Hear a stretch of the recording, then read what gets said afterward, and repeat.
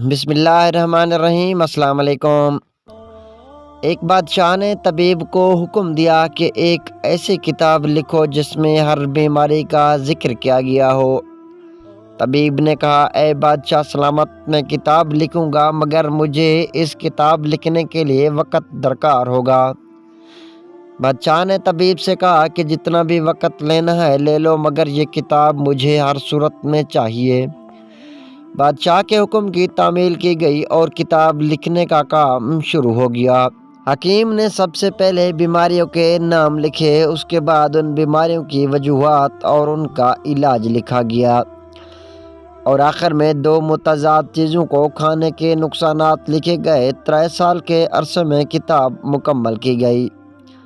बादशाह की खिदमत में जब वो किताब पेश की गई तो बादशाह बड़ा खुश हुआ और किताब को तफसील के साथ पढ़ना शुरू किया।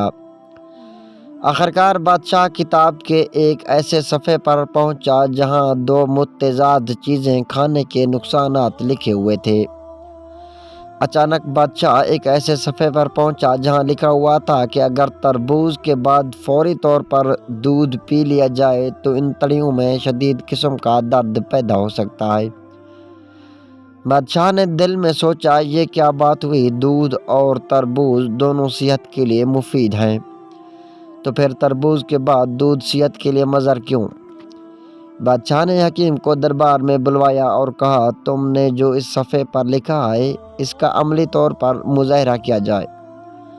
अगर तुम्हारी ये बात झूठ साबित हुई तो तुझे पूरी सज़ा दी जाएगी। बादशाह के हुक्म पर एक गरीब किसान पर तजर्बा किया गया। किसान को सबसे पहले ताज़ा तरबूज खिलाया गया और उसके बाद दूध पिलाया गया। अब सब इंतज़ार में बैठकर गर्मो गर्म हो गए कि कब किसान को इंतड़ियों का दर्द शुरू होगा, मगर 2 घंटे गुजर गए और किसान को कुछ भी ना हुआ। बादशाह ने गुस्से से हकीम की तरफ देखा और हुक्म दिया कि हकीम को गिरफ्तार किया जाए और सूली पर लटका दिया जाए। हकीम ने कहा, मुझे 3 महीने की मोहलत दी जाए और इस किसान को 3 महीने के लिए मेरे हवाले किया जाए। बादशाह ने उसे 3 महीने की मोहलत दे दी। हकीम ने किसान को शाही खाने खिलाए और सोने के लिए नरम बिस्तर दिया और शहजादों की तरह इसकी खिदमत की। 3 महीने के बाद हकीम ने किसान को चेक किया कि किसान का जिस्म नरम मिजाज हो गया है या नहीं।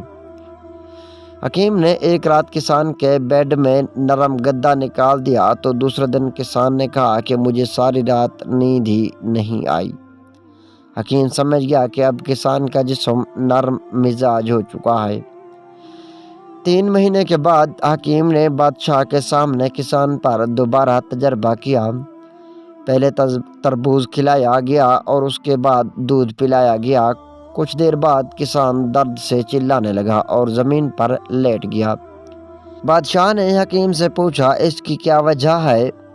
हकीम ने कहा कि आपने मुझे किताब लिखने का हुक्म दिया तो मैंने एक बादशाह की तर्ज ज़िंदगी को देखते हुए किताब लिखी थी। उस किसान को मैंने 3 महीने तक आपकी तरह ऐश व इशरत दी, जिसकी वजह से किसान का मैदा नरम मिजाज हो गया।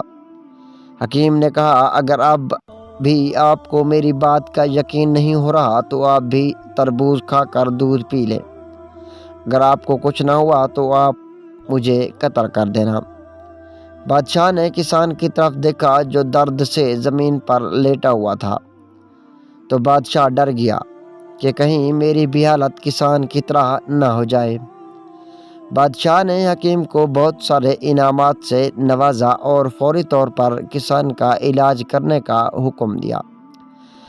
इखलाकी सबक, जो इंसान आरामदेह ज़िंदगी गुजारने का आदी हो जाए वो बहुत सारी बीमारियों का शिकार हो जाता है।